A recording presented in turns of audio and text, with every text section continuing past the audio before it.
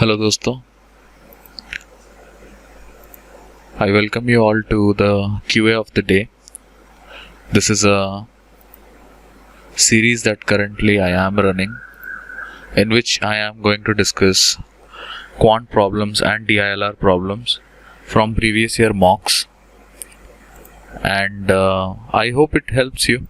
Okay, if it does, I want you all to like the video and comment on it that whether or not you understood what this question is, because one of the most important thing is that I'm not just picking up random questions. These questions are basically your previous year mock questions, and I'm trying to discuss them on the group itself. I already have posted this question beforehand, so the particular question that you are about to see now,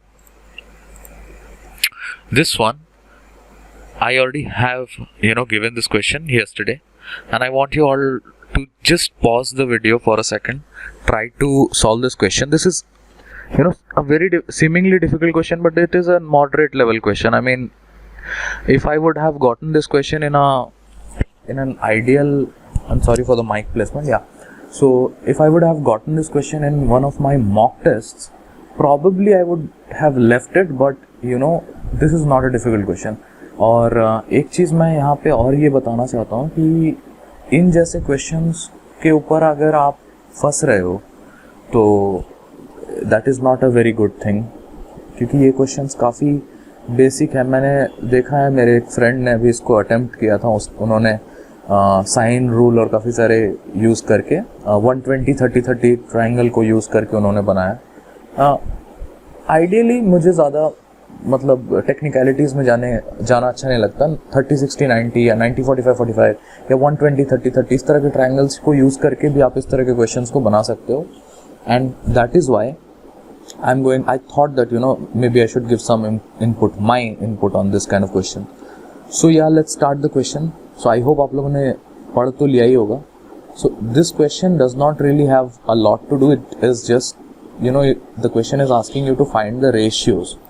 So the ratios of the length of the radius of the circle to that of the side of the hexagon. Now I hope that you have read the question, that this is in a regular hexagon. A regular hexagon is where the sides are equal.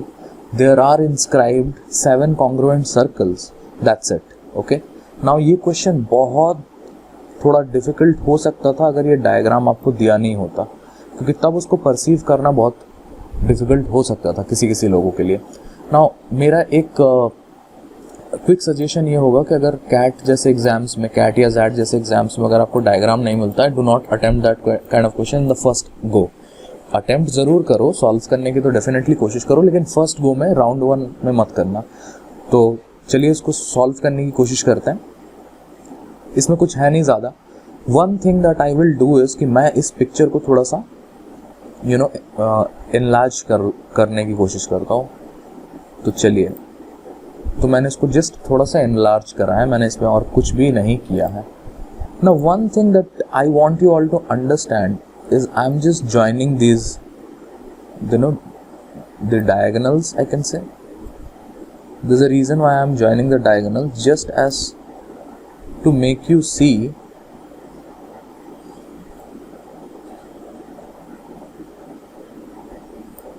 okay.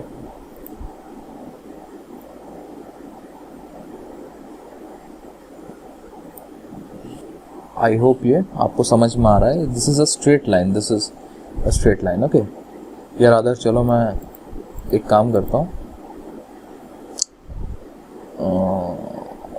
Late me just do this one thing कि मैं इसको ओहो this is what happens when you are using a mouse. But now as I have decided that I am going to do this for non-profit, then probably थोड़ा सा आपको अपने and पे भी झेल लेना चाहिए. ठीक है, अभी देखो, बहुत ही ये जो क्वेश्चन है बहुत ही इजी बनता चला जाएगा अगर आप थोड़ा बहुत इसको समझने की कोशिश करो. देखो, सबसे पहली बात तो ये है कि this is going to be r. ये तो कोई भी बता सकता है that this is r, this is r. Okay, I hope इसको थोड़ा सा अगर मैं, ठीक है, this is also r and this part is let's say x, ठीक है। अभी आपको समझाता हूँ, एकदम आराम से समझाऊंगा, टेंशन मत लो कि ये आर आर एक्स है क्या। फर्स्ट ऑफ ऑल मैंने वो सोचा कि ये सेंटर है और ये सेंटर है, तो सेंटर से ऑब्वियसली पेरिफेरी तक जो लाइन टच कर रहा है वो आर है। तो एक क्वेश्चन मेरे पास यहाँ पे आना वैसे चाहिए नहीं, लेकिन आपका आ सकता है कि आपने इसको आर बोला है तो ये पूरा लेंथ आर क्यों नहीं हो रहा है।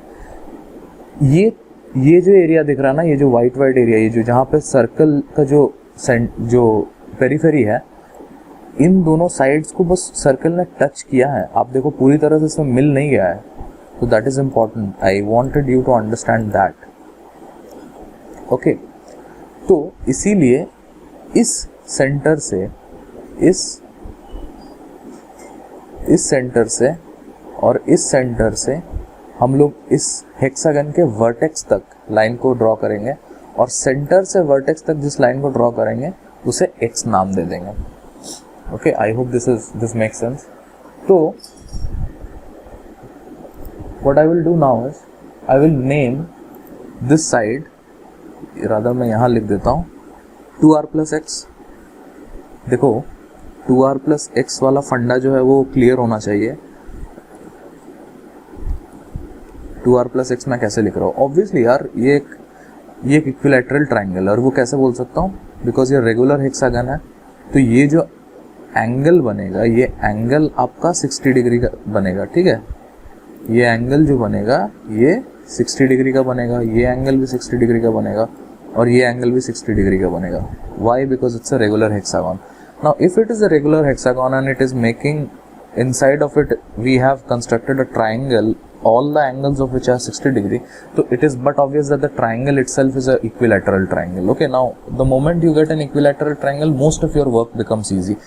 Now the important thing is that you have to find a relation between the radius of the these circles, okay, these congruent circles rather, the shape and the size is all equal for all of the circles, and the side of the hexagon. Now what exactly is the side of the hexagon? This, you can say that side of the hexagon is x. Again, this is not x, I just wrote it x. So let us just give it a name. Let's say this side is alpha, ठीक है। यही देखो, यही side इस triangle का, since it's equilateral triangle, तो equilateral है तो अल्फा यहाँ भी होगा, अल्फा यहाँ भी होगा, अल्फा यहाँ भी होगा। Similarly if this is 2r plus x, and how is exactly this is 2r plus x? This one is r, this one is r, and this one is x. I've assumed that other part is x. तो इन सारे sides का length जो होने वाला है, वो इन सारे side का लेंथ होने वाला है 2r plus x, ठीक है। अब भी मेरा सबसे इम्पोर्टेंट काम ये है, ये होगा कि मेरे को r और 2r plus x के बीच में कोई रिलेशन बनाना है।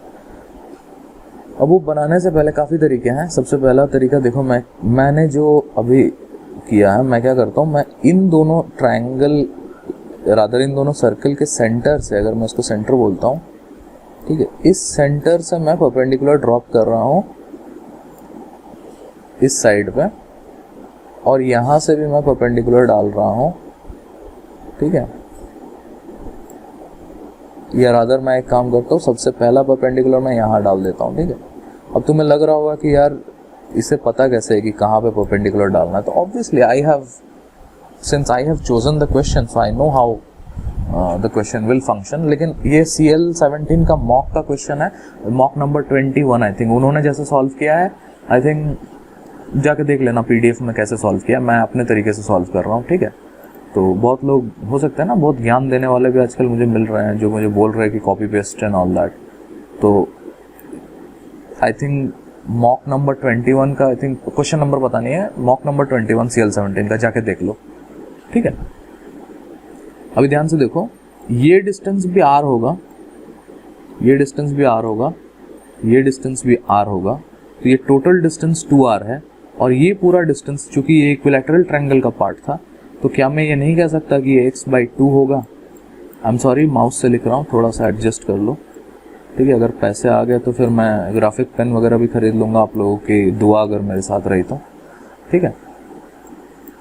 और ये जो पार्ट है, ये टोटल, ये 2r plus x जो है, ये टोटल हेक्सागन का साइड हमने लेट करा था, लेकिन इतना पार्ट जो हमारे पास है, ये इतना पार्ट, ये पार्ट जो हमारे पास है, ये 2r प्लस एक्स नहीं होगा, ये सिर्फ 2r होगा। तो मैं इसको लिख दूं यहाँ पे कहीं पे, आई होप दिख रहा हो, और नहीं भी दिख रहा हो तो समझ पे आ ही गया होगा, क्योंकि इतना r है, इतना r है तो 2r है, बस काम खत्म है हमारे को। अगर तुमने इतना सोच लिया एग्जाम कंडीशन में तो तुम्हारा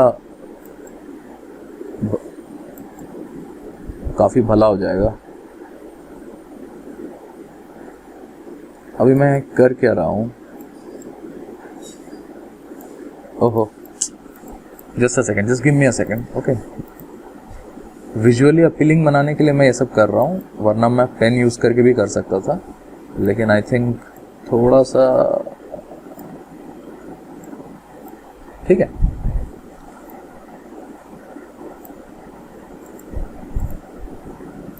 ये 90 डिग्री है।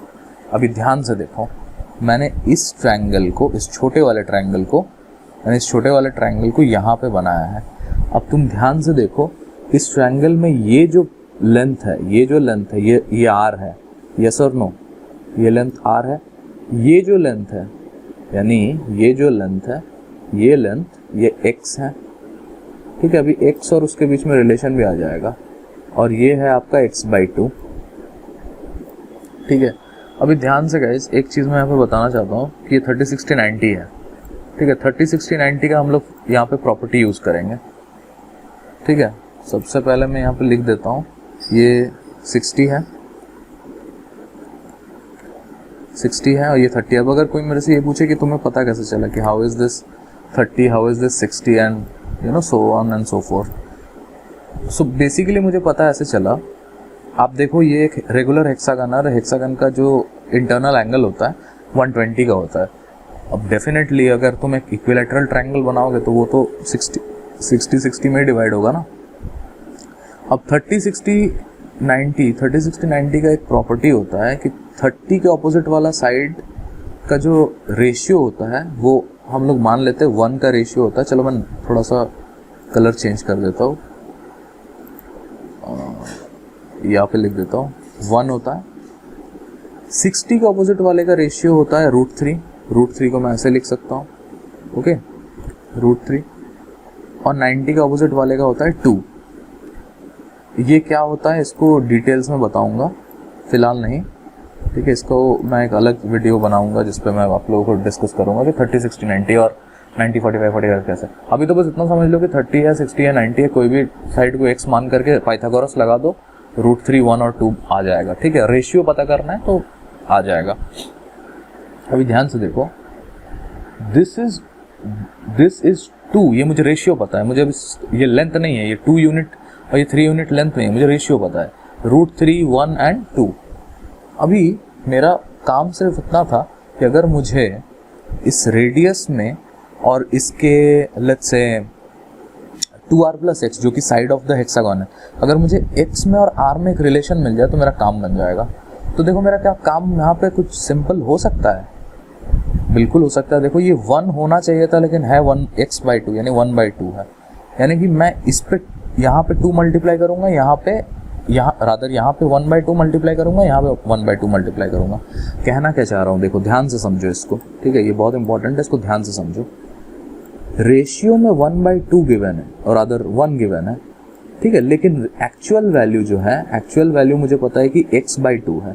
एक सेकंड के लिए x/2 को 1/2 समझो, रियल में होना चाहिए था 1, हमारे को गिवन है 1/2, तो जो सामने वाले साइड्स हैं हमें उसमें भी 1/2 मल्टीप्लाई कर देते हैं, तो मेरा जो रेशियो है वो बरकरार रहेगा। रियल वैल्यू में करेंगे, रियल वैल्यू में करेंगे यानी कि यहाँ पे हाफ मल्टीप्लाई कर देंगे, तो इस पे भी हाफ मल्टीप्लाई कर रहे हैं, ठीक है, यहाँ पे हाफ मल्टीप्लाई कर रहे हैं। थोड़ा सा कलर चेंज कर देता हूँ, ठीक है। Now let me erase this. I hope idea clear हो गया होगा, √3, 1 एंड वो उसका, ठीक है।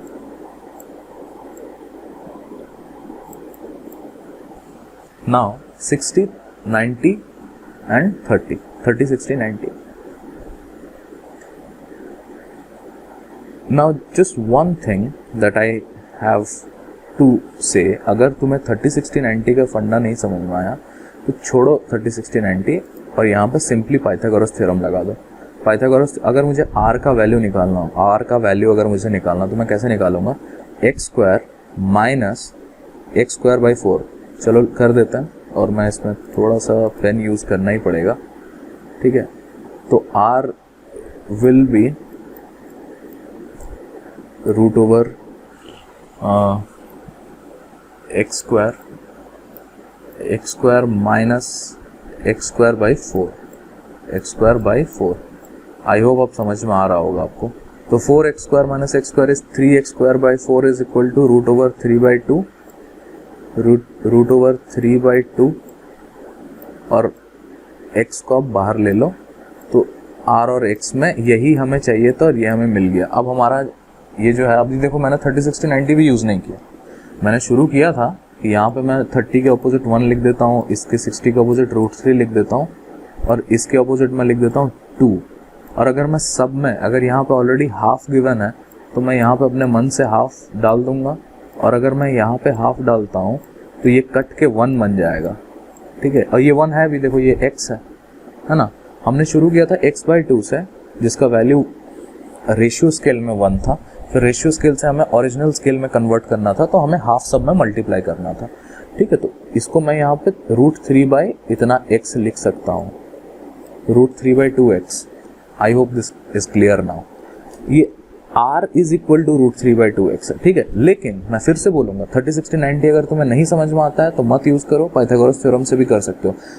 हर्षुल ने रादर जिस बंदे ने सॉल्व किया था उसने साइन रूल यूज़ करके सॉल्व किया था, मैंने साइन रूल यूज़ नहीं किया। मैंने इसको, और कोई देखो तुम्हारे आंसर तुम्हारे सामने है, अब तुम मुझे बोलोगे कैसे आंसर कैसे आ गया, r और इसमें थोड़ा नहीं निकालना बोला था, साइड में। Obviously side of the hexagon is 2r plus x, okay. तो चलो मैं कहीं पे साइड में लिख देता हूँ 2r plus x, 2r plus x। Now either you substitute for r और you substitute for x। I would say कि substitute for, let's say x के लिए सब्सटीट्यूट करते, अगर x के लिए सब्सटीट्यूट करेंगे तो 2r बाई √3 आ जाएगा वैल्यू। सो